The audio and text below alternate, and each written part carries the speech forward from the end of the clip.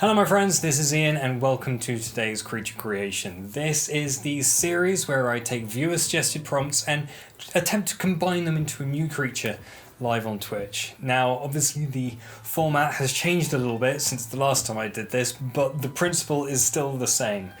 Over the last few weeks, I have been sharing on social media a series of polls for you to vote in for today's video, and the results from those polls are now ready. The first of those 3 polls was for the type of creature that I'm going to be working on today, and I gave you the options between dragon, wendigo, harpy, and mermaid. And you voted for dragon, which, fair enough, it's a dragon. If you're given the chance to vote for dragon, you're gonna vote for dragon. Dragons are awesome. The second of those polls was for an overarching theme for that creature. So I gave you the choices between undead, elemental, ancient, and amphibious. And you gave me a tie between elemental and ancient. So elemental, ancient, dragon, yeah, we can work with that, definitely. The third of the polls was for a secondary feature for the creature, and I gave you the choices between heavy, thick fur or hair, multiple pairs of eyes, extra large claws, and magical crystals. And that one you gave me a 3-way tie between extra large claws, multiple pairs of eyes, and magical crystals. So we've ended up with 6 prompts for today's video, and I'm not sure how it's going to go, but let's head on over to Photoshop, start up the Twitch stream, and see how we get on. Well, here we are. First creature creation in 5 years, and of course you guys are going to put me through my paces. Because I ended up with so many prompts for this creature, I decided that starting with a strong character base would be most beneficial. So rather than focusing on how to combine the prompts straight away, I decided to come up with a unique body form to work from. So I started by playing with a few reptilian head shapes. The first was very basic and more of a warm-up so I could get some marks on the page, but as I settled into the sketches, some interesting characters started to appear. I basically just experimented with giving extra eyes to some reptilian forms that already had an ancient feel to them, like marine iguana, giant tortoise, monitor lizards, that kind of thing, and I pretty quickly landed on a head design that I really liked. It just seemed to have a lot of potential character, and so that was the design I decided to move forward with. So, with dragon, ancient, and multiple eyes ticked off the list, and extra claws being pretty simple to implement, that only left elemental and magical crystals, and that's where I had to start using a little bit of creative interpretation. Really, I see elemental creatures existing in 2 forms. One, and probably the more commonly accepted form, would be for an animal that is made from an element, or deriving power from it. A phoenix, for example, almost certainly a literal fire elemental. But there are also animals that are simply associated with an element. Salamanders, for example, were often believed to be born from flame, whereas actually they were just escaping the log that they lived in that was now on fire.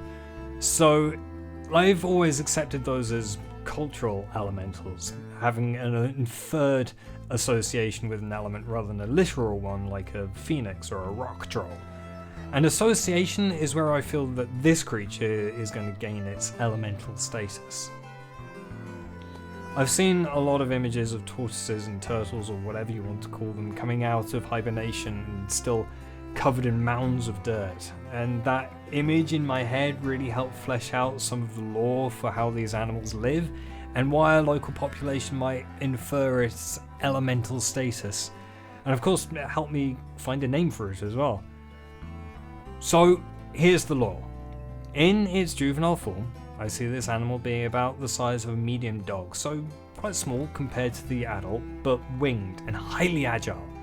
And when they emerge, they're able to take flight almost immediately, fledging the nest soon after they've hatched. As they age, their bulk increases, but their wings grow very little in relation to their body size, until they become entirely incapable of flight. At that point, they seek a marsh or a swampland where their bulk can be supported by the water, and as they continue to age, their wings become vestigial, eventually fusing with the hardening scales in their back and form like a shell-like structure. The older the creature gets, the longer it spends beneath the water, becoming almost entirely dormant, with the grasses of the wetlands growing over its body. It would be, therefore, entirely plausible that a local population might be completely unaware that an ancient one of these beasts is laying dormant right beneath them. Their eggs would be laid in submerged grassland nests, perhaps incubating for decades in the cold before they finally begin to hatch. Any people who bore witness to this would see these animals almost literally being born from the ground. Ready to take flight, they might seem to erupt from the marsh like cicadas or flying ants on the one day that you've invariably chosen to have a barbecue. That event would help solidify the idea that these were earth elementals in local legend. And so it's with these ideas that I derived the name Mirebhiast.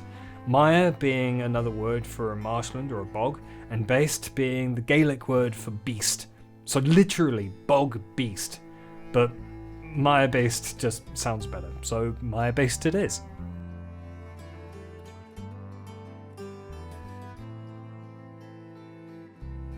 None of this, however, solves the magical crystals prompt, and honestly, I struggled to think of anything that I really loved as a concept. I ended up deciding on crystals that perhaps formed in the marshlands that the animals live in, and due to the animals living deep in the ground, these crystals get filtered out of the mud and get caught up in their scales. It fits the lore somewhat, but I admit it kind of feels a little clunky. Ultimately though, I am happy with what I've come up with here. It's so different to what I originally imagined when I saw the prompts, and totally unlike any dragon that I've painted before. Between its animal inspirations and the lore I've come up with as I painted it, I think it's become something really unique and bridges that line between dragon and drake. So lore aside, onto the actual painting side of things. Since my last creature creation, I don't think my technique has changed a lot. I still try and use as few layers as I can, but I have started to use smart objects to separate the subject from the background and foreground. It's an effective way to make sure that I'm only detailing the areas that I need to and focusing on one thing at a time, and I can always adjust the subject independently of the rest of the picture or extract it from the image entirely should I need to. For this painting, it was important for me to keep in mind where the creature was in relation to the foreground characters, and to do this I was able to open the complete image in a separate window while working on the foreground. That way I was able to see how the foreground was working in context with the creature, with the subject. Initially, in the original sketch, I had planned to put some kind of an adventure in the foreground, but it didn't really make sense given the lore that I had established for it. And so I instead settled on a pair of unfortunate fishermen who had unwittingly disturbed the creature's slumber. Not being the main subject of the image, they were left wholly undetailed. I just needed them there to add a sense of scale and drama to the piece. And for that purpose, they worked. Just don't look too close at them because they are comically underdetailed. The final stages of the painting were to try and tie everything together, so adding water pouring off the creature where it raised up out of the depths and covering it in algae and weeds from the water. In fact, after I finished the stream, I went back and added some more of these details because I really felt that it was still far too clean, and I wanted to give the sense that this creature had been lurking in the depths for decades, perhaps even centuries before these poor sods accidentally caused it to wake up. One day it would be nice to revisit this creature and maybe work on its juvenile form and really flesh out its full life cycle, but that will have to wait for a future project, as for now this image is complete, and honestly I'm really happy with it.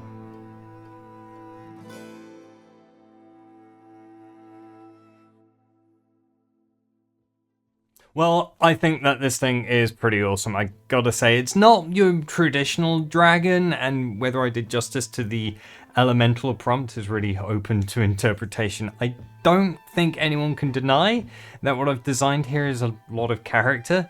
I certainly wouldn't want to come across it in the wild. I realised after finishing the creature that it kind of organically became an amphibious creature, and one of the prompts was amphibious, and so I kind of used 7 prompts rather than the 6 that I had, although the magical crystals prompt, I'm not totally happy with the way that I've used that. I kind of shoehorned it in at the end, so maybe I used 6.5 prompts, but you know, it's fine. I think what we've come up with it's a pretty awesome beast. I would definitely want to revisit it at some point in the past. I think maybe fleshing out its life cycle and focusing on the juvenile form. I also think it would be interesting to maybe design a settlement, or look at the people who maybe live in and around the marsh. How would they have adapted to life, knowing that one of these things might be living in the murky waters right beneath where they're living?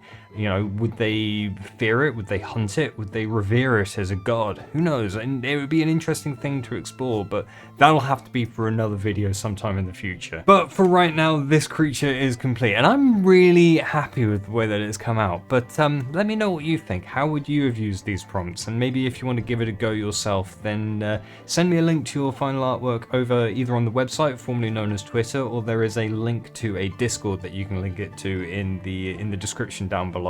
I really would love to see your artwork.